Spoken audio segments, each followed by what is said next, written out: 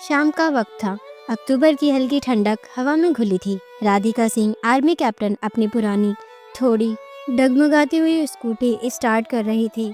उनका army uniform एकदम NEET और आयरन था। उस पर लगी 3 शाइनिंग स्टार्स उनके रैंक को बताते थे।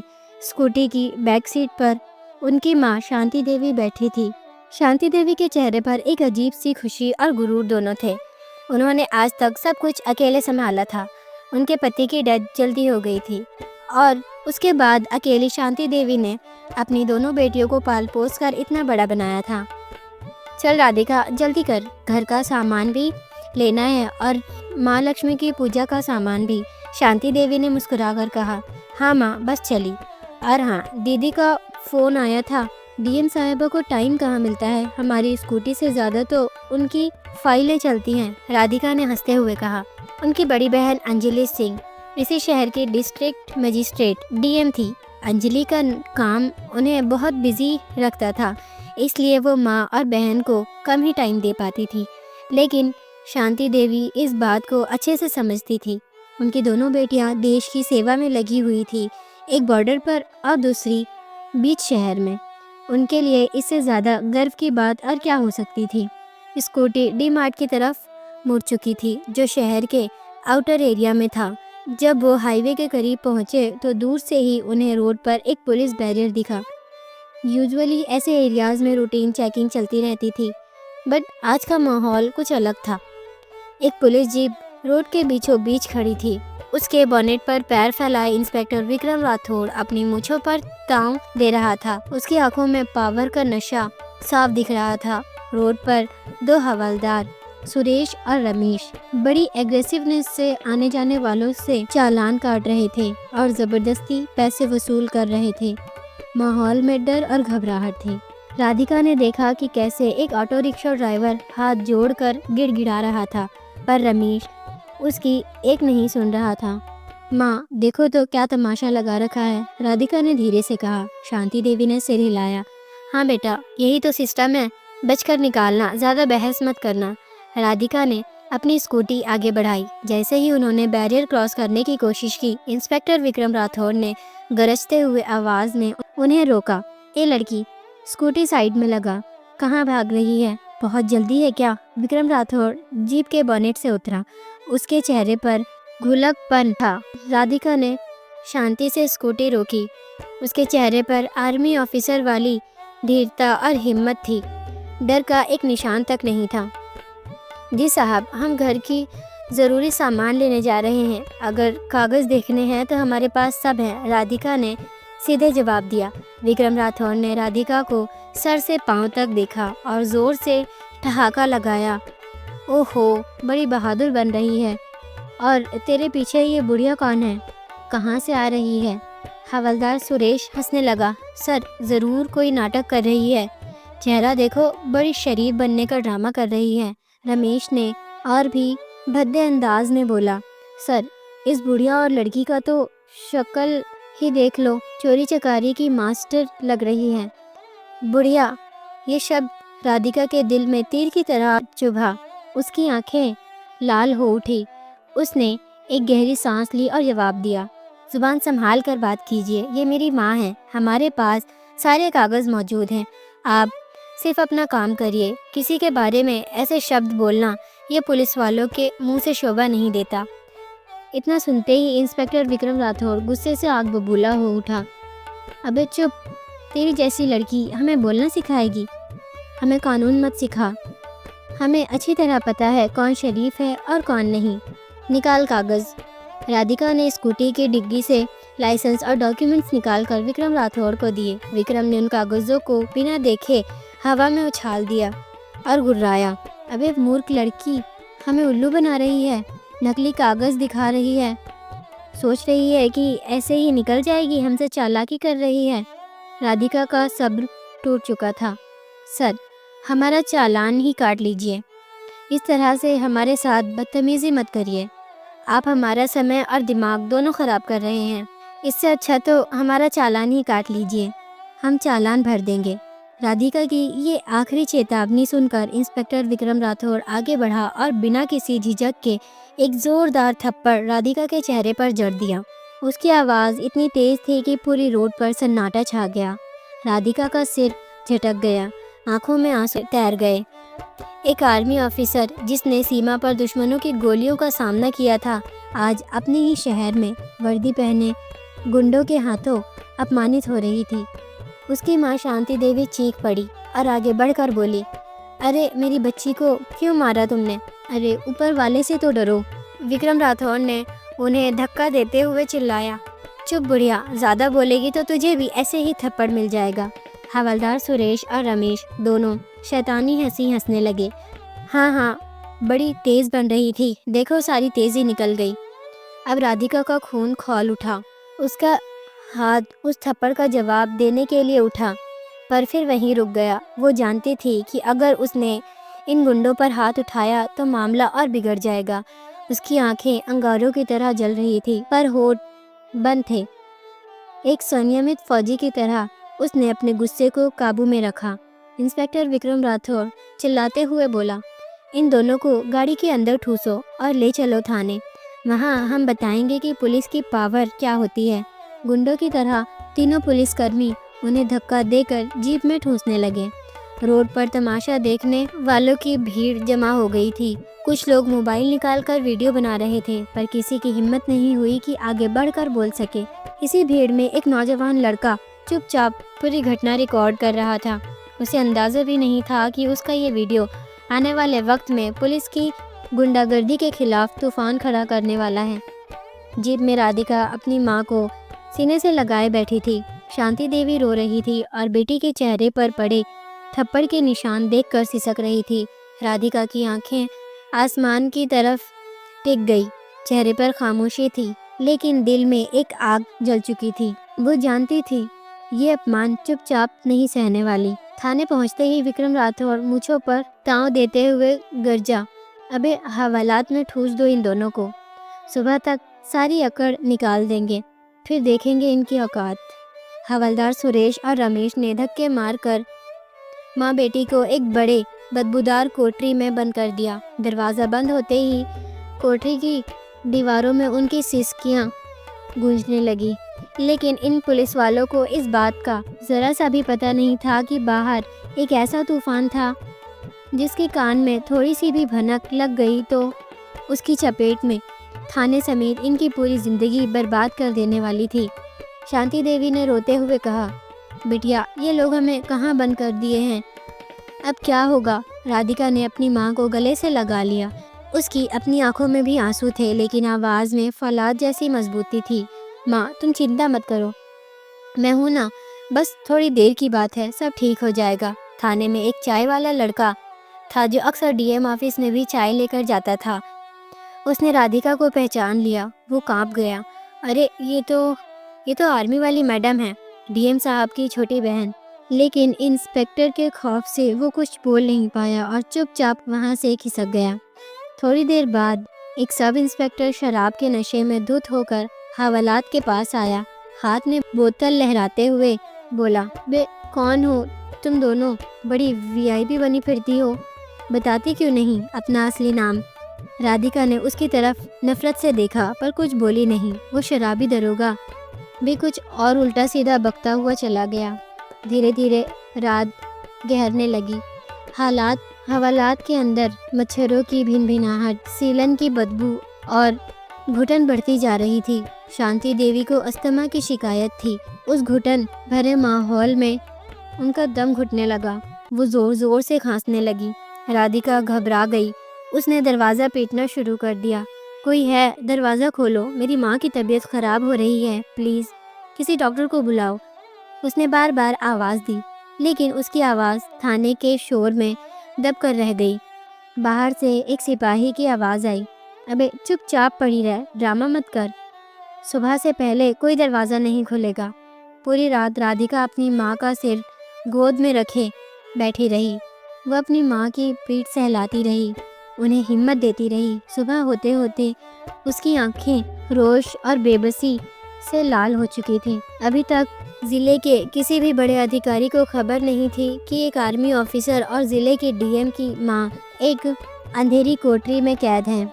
दूसरी तरफ ज़िला प्रशासन में हड़कंप मचना शुरू हो गया था। डीएम अंजलि सिंह सुबह से अपनी मां और बहन को फ़ोन कर रही थी, लेकिन दोनों का फ़ोन बंद आ रहा था। उन्होंने अपने ड्राइवर को घर भेजा तो पता चला कि वो सुबह से ही बाहर निकली हैं और लौटी नहीं। अंजलि का दिल किसी अनहोनी की आशंका से बैठने लगा। तभी सोशल मीडिया पर वो वीडियो किसी ने पोस्ट कर दिया। पुलिस की गुंडागर्दी, माँ बेटे को सरेआम बीच रास्ते पर बदसलूकी और जीप में डाला। वीडियो आग की तरह फैलने लगा। लोग पुलिस के खिलाफ गुस्से भरे कमेंट्स कर रहे थे। यही वीडियो व्हाट्सएप ग्रुप्स के जरिए घूमता हुआ डीएम अंजलि सिंह के पास आ पहुंचा। उसने वीडियो देखा और उसके पैरों तले ज़मीन खिसक गई। उसने कांपते हाथों से डीएम मैडम के कैबिन का दरवाज़ा खटखटाया। अंजलि उस वक्त एक ज़रूरी मीटिंग में थी। उसने इशारे से पीए को रुकने को कहा, लेकिन पीए की आंखों में जो घबराहट थी उसे देखकर अंजलि ने मीटिंग रोक दी और उसके पास वाले कमरे में गई। क्या बात है विकास, सब ठीक तो है? विकास ने लड़खड़ाती आवाज़ में कहा। मैडम, एक वीडियो है। अंजलि ने फ़ोन हाथ में लिया और वीडियो प्ले किया। जैसे जैसे वीडियो आगे बढ़ा, अंजलि के चेहरे का रंग बदलने लगा। उसकी शांत आंखों में पहली हैरानी, फिर गुस्सा और फिर एक भयानक तूफान उभर आया। जब उसने इंस्पेक्टर विक्रम राठौर को अपनी फौजी बहन राधिका के गाल पर थप्पड़ मारते हुए देखा तो उसके हाथ कांपने लगे। फ़ोन उसके हाथ से छूटते छूटते बचा। उसकी माँ, उसकी प्यारी माँ, जिसे उसने कभी ऊंची आवाज़ में बात तक नहीं की थी, रोड पर गिड़गिड़ा रही थी। और उसकी छोटी बहन, उसकी लाडली राधिका, जो देश की शान थी, आज रोड पर बेबस खड़ी थी। अंजलि की आंखों में आंसू भर आए, लेकिन उसने फौरन खुद को संभाला। वो एक डीएम थी। उसे इस वक्त भावनाओं में बहने का कोई हक नहीं था। उसके अंदर की बेटी और बहन तड़प रही थी, लेकिन उसके अंदर का अफसर जाग चुका था। उसने अपने दांत भींच लिए। उसकी सांसें तेज हो गई थी। उसने मीटिंग में मौजूद अफसरों से कहा, ये मीटिंग यहीं ख़त्म होती है, आप सब जा सकते हैं। सबके जाने के बाद उसने अपने पीए से कहा, विकास, पता लगाओ ये किस थाने का मामला है और मेरी माँ और बहन इस वक्त कहाँ हैं। मुझे हर एक मिनट की रिपोर्ट चाहिए। उसकी आवाज़ में जो ठंडक और गुस्सा था, उसे सुनकर पीए की रूह कांप गई। वो समझ गया था कि आज शहर में एक ऐसा तूफान आने वाला है जो कई लोगों की वर्दियां और कुर्सियां उड़ा कर ले जाएगा। अंजलि कुर्सी पर बैठ गई और सोचने लगी, मेरी माँ जिसने हमें पालने के लिए अपनी पूरी ज़िंदगी लगा दी और मेरी बहन जो देश के लिए जान हथेली पर लेकर घूमती है, उनके साथ ये सलूक। आज इस शहर की डीएम होने का असली मतलब मैं इन वर्दी वाले गुंडों को बताऊंगी।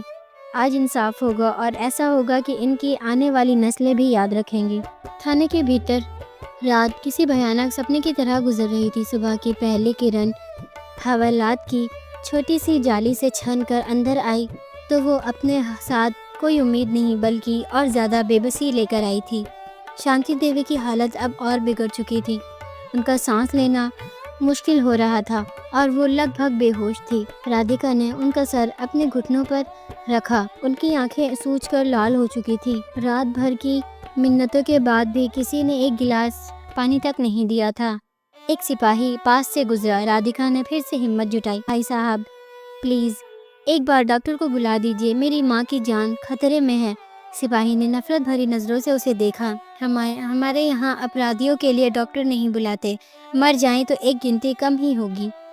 ये शब्द राधिका के दिल में किसी जहरीले खंजर की तरह उतर गया। उसे लगा जैसे किसी ने उसकी आत्मा पर चोट की हो। फिर भी वो चुप रही। उसकी आंखों में अब आंसू नहीं थे, बल्कि एक फौजी का ठंडा गुस्सा था जो ज्वालामुखी की तरह फटने को तैयार था। इस बीच थाने के बाहर का माहौल बदलना शुरू हो गया था। वो वायरल वीडियो अब सिर्फ शहर में नहीं बल्कि पूरे राज्य में फैल चुका था। मीडिया चैनल्स को भी खबर लग चुकी थी। रिपोर्टर्स की गाड़ियां थाने के बाहर जमा होने लगी थी। थाने का इंस्पेक्टर विक्रम राठौर इस सब से बेखबर था। अपने ऑफिस में बैठा चाय की चुस्कियां ले रहा था। उसे लग रहा था कि उसने 2 आवारा औरतों को सबक सिखाकर बड़ा तीर मारा। तभी उसका मोबाइल बजा। स्क्रीन पर नाम चमक रहा था, एसएसपी साहब। उसने अकड़ कर फ़ोन उठाया। जय हिंद सर। दूसरी तरफ से एसएसपी साहब की घबराई हुई और गुस्से से भरी आवाज़ आई।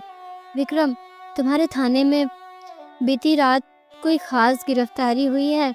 इंस्पेक्टर ने सीना चौड़ा करके कहा। हाँ सर, 2 औरतें पकड़ी थी, स्कूटी पर थी, अकड़ दिखा रही थी। शक हुआ तो हवालात में डाल दिया। साहब सुबह तक सारी गर्मी निकल जाएगी। एसएसपी की आवाज़ अब दहाड़ में बदल गई। बर्बाद कर दिया तुमने।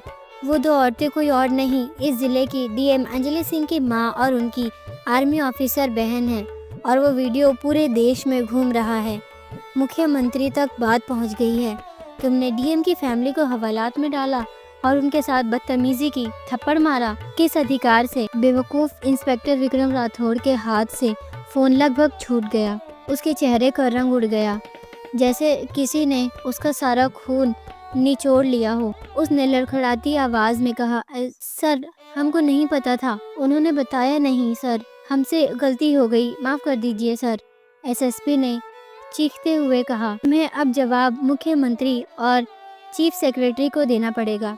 अभी इसी वक्त उन्हें बाहर निकालो, और अगर उन्हें कुछ हुआ तो मैं तुम्हें जिंदा नहीं छोड़ूंगा। फ़ोन कर चुका था। इंस्पेक्टर विक्रम राठौड़ की दुनिया घूम गई थी। वो पागलों की तरह अपनी कुर्सी से उठकर हवालात की तरफ भागा। चाबी लाओ, जल्दी खोलो दरवाज़ा। सिपाही दौड़ा दौड़ा चाबी लेकर आया। दरवाज़ा खोला गया। अंदर का मंजर देखकर इंस्पेक्टर की आत्मा कांप गई। राधिका नीचे ज़मीन पर बैठी थी।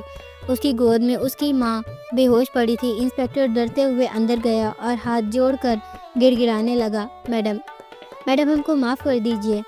हमें सच में नहीं पता था कि आप कौन हैं। आपने बताया क्यों नहीं? राधिका ने कोई जवाब नहीं दिया। उसने बस अपनी माँ की नब्ज़ टटोली। वो बहुत धीमी चल रही थी। उसने इंस्पेक्टर की तरफ ऐसी नज़रों से देखा कि वो कांप गया। जल्दी एम्बुलेंस बुलाओ, उसकी आवाज़ में एक फ़ौजी का हुक्म था। इंस्पेक्टर ने कांपते हाथों से मोबाइल निकालकर एम्बुलेंस को फ़ोन किया। 5 मिनट के अंदर एम्बुलेंस थाने पहुंच गई। शांति देवी को स्ट्रेचर पर लिटाया गया। राधिका भी उनके साथ एम्बुलेंस में बैठ गई। जैसे ही वो लोग थाने से बाहर निकले, मीडिया ने उन्हें घेर लिया। कैमरों की फ्लैश लाइट्स और सवालों की बौछार शुरू हो गई। मैडम, क्या ये सच है कि आपको पुलिस ने मारा और रात भर हवालात में रखा? क्या आप जानबूझकर अपनी पहचान छुपा रही थी? क्या आप दोषियों के खिलाफ एक्शन लेंगी? राधिका ने किसी सवाल का जवाब नहीं दिया। उसकी नज़रें सिर्फ अपनी माँ पर थी। उसने बस इतना कहा, पहले इन्हें हॉस्पिटल ले चलिए, बाकी बातें बाद में। हॉस्पिटल पहुंचते पहुंचते शांति देवी की हालत और नाजुक हो गई थी। उन्हें सीधा आईसीयू में भर्ती किया गया। डॉक्टर ने बताया कि उन्हें घुटन और मानसिक आघात की वजह से सेवर अस्थमा अटैक आया है। उनकी उम्र को देखते हुए स्थिति चिंताजनक है। ये सुनकर अब तक पत्थर बनी हुई राधिका टूट गई। वो हॉस्पिटल के कॉरिडोर में एक बेंच पर बैठकर अपने आंसू रोकने की नाकाम कोशिश कर रही थी। तभी वहाँ डीएम अंजलि सिंह पहुंची। उसने अपनी बहन को इस हालत में देखा तो दौड़कर उसे गले लगा लिया। दोनों बहनें एक दूसरे से लिपट कर रो पड़ी। दी राधिका, ये सब कैसे हुआ? ने मुझे फ़ोन क्यों नहीं किया? अंजलि ने सिसकते हुए पूछा। राधिका ने रोते हुए कहा, दीदी, उन्होंने हमारा फ़ोन छीन लिया था। और माँ को कुछ हो गया तो मैं खुद को कभी माफ़ नहीं कर पाऊंगी। अंजलि ने अपनी बहन के आंसू पोंछे। कुछ नहीं होगा माँ को, और जिन्होंने ये किया है उनकी ज़िंदगी की सबसे बड़ी सज़ा अब शुरू होने वाली है। कुछ देर बाद एसएसपी, डीआईजी और ज़िले के तमाम बड़े अफसर हॉस्पिटल पहुँचे। एसएसपी ने आगे बढ़कर हाथ जोड़े। मैडम, हम बहुत शर्मिंदा हैं। आपकी पहचान ना जान पाना हमारी बहुत बड़ी भूल थी। हमने इंस्पेक्टर, दारोगा और दोनों हवालदारों को तुरंत सस्पेंड कर दिया है। एफआईआर भी दर्ज कर ली गई है। अंजलि ने उनकी तरफ घूमकर देखा। उसकी आंखों में आंसू नहीं बल्कि लावा दहक रहा था। एसएसपी साहब, ये भूल नहीं, गुनाह है, और पहचान जानकर इज्जत देना अगर आपके सिस्टम की आदत है तो ये सिस्टम नहीं, गुलामी है। मेरी बहन ने अपनी पहचान इसलिए नहीं बताई थी ताकि वो देख सके कि आप लोग एक आम इंसान के साथ क्या करते हैं, और आज वो देख लिया। मारपीट, गलत व्यवहार, अपमान और मौत के मुंह में धकेलना। एसएसपी ने सिर झुका लिया। हमसे गलती हुई मैडम, हमें माफ़ कर दीजिए। अंजलि की आवाज़ और सख्त हो गई थी। माफ़ी से मेरी माँ ठीक नहीं हो जाएंगी। सुधार की बात करते हैं। अब सुधार तब होगा जब आप समझेंगे कि पुलिस की ताकत वर्दी से नहीं, इंसानियत से होती है। तभी डॉक्टर ने आकर बताया कि शांति देवी की हालत अब स्थिर है, लेकिन उन्हें कुछ दिन आईसीयू में ही रखना होगा। ये सुनकर दोनों बहनों ने राहत की सांस ली। उस शाम डीएम ऑफिस में एक स्पेशल प्रेस कॉन्फ्रेंस बुलाई गई। अंजलि खुद मीडिया के सामने आई और बोली, हाँ, ये सच है कि कल रात मेरी माँ और मेरी बहन के साथ पुलिस ने बदसलूकी की, लेकिन ये कहानी सिर्फ मेरी नहीं है। ये इस ज़िले के हर उस आम नागरिक की है जो रोज़ थानों में जिल्लत झेलता है। इसलिए आज मैं सिर्फ उन पुलिस वालों के खिलाफ नहीं, बल्कि इस सड़े हुए सिस्टम के खिलाफ जंग का ऐलान करती हूँ। पूरे ज़िले की पुलिस को अब इंसानियत और संवेदना की ट्रेनिंग दी जाएगी। हर थाने का औचक निरीक्षण होगा और जहाँ भी ऐसी शिकायत मिलेगी, सिर्फ सस्पेंशन नहीं, सीधी बर्खास्तगी होगी। पूरा प्रदेश सन्न था। एक डीएम जिसने अपने परिवार के अपमान को पूरे सिस्टम को सुधारने का हथियार बना लिया था। लेकिन कहानी यहीं ख़त्म नहीं हुई थी। कुछ लोग इस घटना से तिलमिलाए हुए थे। पुलिस महकमे में कुछ ऐसे अफसर थे जिन्हें ये सब एक नाटक लग रहा था। कुछ नेता भी परेशान थे, क्योंकि अगर सिस्टम की पोल खुली तो उनकी पकड़ कमज़ोर हो सकती थे। अगले कुछ दिनों में अंजलि के खिलाफ झूठी शिकायतें, दबाव और ट्रांसफ़र की अफवाहें फैलने लगी। क्या अंजलि इन साजिशों के जाल से निकल पाएगी? क्या वो वाकई इस जंग को जीत पाएगी? ये लड़ाई अब सिर्फ डीएम की नहीं, बल्कि दो बहनों की थी।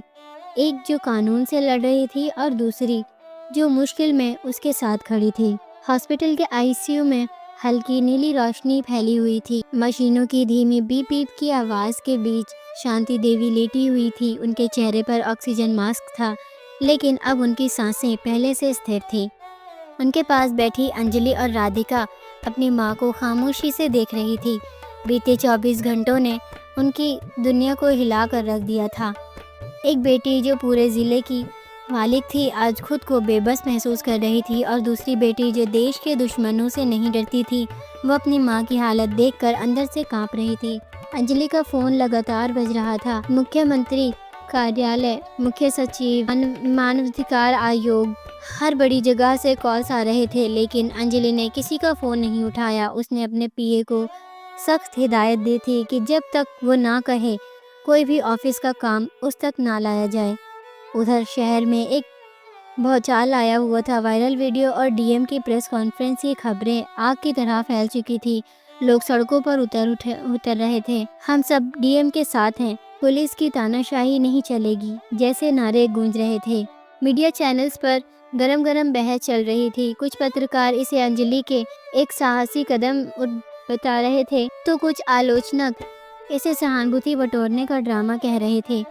अंजलि के विरोधी भी सक्रिय हो गए थे। शहर के एक दबंग विधायक बलवंत राय, जिसकी कई गैर कानूनी गतिविधियों पर इंस्पेक्टर विक्रम राठौर जैसे पुलिस वाले पर्दा डालते थे, ने प्रेस में बयान दिया, ये सब एक सोची समझी नौटंकी है। डीएम साहिबा अब नाटक करके जनता को बेवकूफ़ बना रही हैं। हम गृह मंत्रालय से इसकी उच्च स्तरीय जांच की मांग करेंगे। राजनीतिक गलियारों में ये मामला अब प्रशासनिक से ज्यादा राजनीतिक बनता जा रहा था। राजधानी में एक हाई लेवल मीटिंग बुलाई गई, जिसमें अंजलि के इस कदम पर चर्चा हुई। कुछ बड़े अफसरों ने कहा, अगर हर अफसर ऐसे ही आम जनता बनकर सिस्टम को पोल खोलने लगेगा तो फिर सिस्टम चलेगा। लेकिन वहीं कुछ ईमानदार अफसरों ने अंजलि के समर्थन भी किया। अगर डीएम मैडम ने ये कदम न उठाया होता तो थानों में चल रही ये अंधेरगर्दी कभी सामने न आती। इन सब के बीच इंस्पेक्टर विक्रम राठौर, शराबी दरोगा और दोनों हवालदारों को सस्पेंड कर दिया गया था। लेकिन अब साजिशें पर्दे के पीछे से रची जा रही थी। रात को जब अंजलि हॉस्पिटल से बाहर निकली तो मीडिया ने उसे घेर लिया। मैडम, क्या आपका ट्रांसफ़र किया जा रहा है? क्या आपको किसी से धमकी मिल रही है? अंजलि ने रुक कर सिर्फ इतना कहा, मुझे ना पद की चिंता है ना ट्रांसफ़र की। अगर मेरे ट्रांसफ़र से सिस्टम में सुधार होता है तो मैं 10 बार ट्रांसफ़र झेलना को तैयार हूँ, लेकिन मेरी माँ जैसी हर माँ को इंसाफ मिलना चाहिए। उस रात अंजलि अपने सरकारी बंगले पर नहीं गई, वो सीधा डिस्ट्रिक्ट कंट्रोल रूम पहुंची। वहां उसने अपनी आईटी टीम को बुलाया और कहा, मुझे ज़िले के हर थाने की पिछले 6 महीने की शिकायतों की पूरी रिपोर्ट चाहिए। कितनी एफआईआर दर्ज नहीं हुई, कितने मामलों में शिकायत करने वाले को डराया धमकाया गया, किस थाने से सबसे ज़्यादा मानवाधिकार उल्लंघन की शिकायतें आई हैं। मुझे हर एक डिटेल चाहिए अभी। पूरी टीम काम पर लग गई। सैकड़ों फाइलें और कंप्यूटर डाटा खंगाला। अंजलि ने रात भर खुद बैठकर एक एक रिपोर्ट को पढ़ा। सुबह तक उसकी आंखों के सामने एक खौफनाक तस्वीर थी। उसने 12 ऐसे थाने छांटे जहां पुलिस उत्पीड़न और भ्रष्टाचार के सबसे ज़्यादा मामले थे। अगर सुबह 9 बजे ज़िले के अगली सुबह 9 बजे ज़िले के सभी थाना इंचार्जों की एक इमरजेंसी वीडियो कॉन्फ्रेंस मीटिंग हुई। जब अंजलि स्क्रीन पर आई तो उसकी आंखों में नींद नहीं थी, लेकिन एक अजीब सा तेज था। मैं जानती हूँ आप सब मेरी घटना से हैरान हैं, लेकिन ये मेरा व्यक्तिगत अपमान नहीं था, ये उस सिस्टम का असली चेहरा था जिसे आप सब चलाते हैं। आज से हर थाने को अपनी शिकायतों का रिकॉर्ड पब्लिक करना होगा और हर 15 दिन में हर थाने में जन सुनवाई होगी जिसमें मैं खुद मौजूद होंगी। कुछ थाना इंचार्ज असहज हो गए। एक ने हिम्मत करके कहा, मैडम इससे तो हमारे कर्मचारियों का मनोबल टूटेगा। अंजलि ने तीखी नज़रों से उसे देखा। अगर अन्याय करने से मनोबल बनता है तो ऐसे मनोबल को तोड़ना ही बेहतर है। उसने एक और निर्देश जारी किया, हर थाने के सीसीटीवी कैमरों की लाइव फीड अब से सीधे डीएम ऑफिस और एसपी ऑफिस से जोड़ दी जाएगी। कोई भी शिकायत करता थाने में कब आया और कब गया इसका टाइम रिकॉर्ड होगा। अगर किसी भी व्यक्ति को बिना ठोस कारण के 1 घंटे से ज़्यादा थाने में बिठाया गया तो संबंधित अफसर पर सीधी कार्रवाई होगी। ये एक प्रशासनिक क्रांति की शुरुआत थी। पूरे राज्य में उसकी गूंज सुनाई देने लगी। लेकिन जैसा होता है, सुधार के रास्ते कभी आसान नहीं होते। राजधानी से एक आदेश आया, डीएम अंजलि सिंह का तत्काल प्रभाव से ट्रांसफर किया जाता है। कारण बताया गया, डीएम की व्यक्तिगत गतिविधियों ने प्रशासन की छवि को नुकसान पहुंचाया है। ये खबर जैसे ही बाहर आई, जिले में हंगामा मच गया। लोग सड़कों पर उतर आए। व्यापारी, शिक्षक, छात्र, किसान, हर कोई अंजलि के समर्थन में खड़ा हो गया। ट्रांसफर नहीं, सम्मान दो के नारे गूंजने लगे। सोशल मीडिया पर #BraveDM के ट्रेंड चलने लगा। इसी बीच हॉस्पिटल से खबर आई कि शांति देवी की तबीयत में सुधार है और उन्हें होश आ गया है। अंजलि और राधिका तुरंत माँ के पास पहुँचे। शांति देवी ने कमज़ोर आवाज़ में कहा, बेटिया मुझे तो लगा था तुम लोग डर जाओगे, लेकिन तुम तो इन सब से लड़ गई। अंजलि ने माँ का हाथ थाम लिया। माँ, ये लड़ाई सिर्फ हमारी नहीं है, ये देश की हर माँ और बेटे की है। अब सवाल ये था कि क्या जनता का ये समर्थन सरकार का फैसला बदल पाएगी या अंजलि को इस जंग की कीमत अपना पद खोकर चुकानी पड़ेगी। सुबह के 8 बज चुके थे। हॉस्पिटल के कमरे में शांति देवी अब पहले से बेहतर महसूस कर रही थी। उनके सामने टेबल पर रखे अखबारों की सुर्खियों में उनकी बेटियों की ही कहानी थी, लेकिन अंजलि के हाथ में जो कागज़ था वो किसी अखबार की कटिंग नहीं बल्कि उसके ट्रांसफ़र ऑर्डर की कॉपी थी। श्रीमान जिलाधिकारी को तत्काल प्रभाव से स्थानांतरित किया जाता है। नीचे मुख्यमंत्री कार्यालय की मुहर भी थी। अंजलि ने उस कागज़ को देखा। उसके चेहरे पर ना उदासी थी ना गुस्सा। वो जानती थी कि सत्ता को आईना देखने की एक कीमत होती है, लेकिन जो कीमत उसकी माँ और बहन ने चुकाई थी उसके आगे ये ट्रांसफ़र ऑर्डर कुछ भी नहीं था। तभी उसका फ़ोन बजा। कॉल मुख्यमंत्री के सचिवालय से था। मैडम, आपको राजधानी बुलाया गया है। मुख्यमंत्री जी आपसे खुद बात करना चाहते हैं। अंजलि ने सहजता से जवाब दिया, मैं हॉस्पिटल से सीधा निकल रही हूँ, दोपहर तक पहुँच जाऊँगी। शांति देवी ने सब सुन लिया था। उन्होंने बेटी का हाथ पकड़कर कहा, बेटा तूने जो किया है उस पर मुझे गर्व है। तेरी चुप्पी ने इन बहरों को आवाज़ सुनाई है। चाहे तो कहीं भी रहे, बस न्याय के लिए ऐसे ही खड़ी रहना। अंजलि ने माँ के पैर छुए और राजधानी के लिए निकल पड़ी। रास्ते भर उसकी आंखों के सामने वही मंजर घूम रहा था, हवालदार का उठता हुआ हाथ, माँ की चीख और हवालात का वो अंधेरा। राजधानी पहुँचते ही उसे मुख्यमंत्री सचिवालय से ले जाया गया। मुख्यमंत्री एक अनुभवी नेता थे।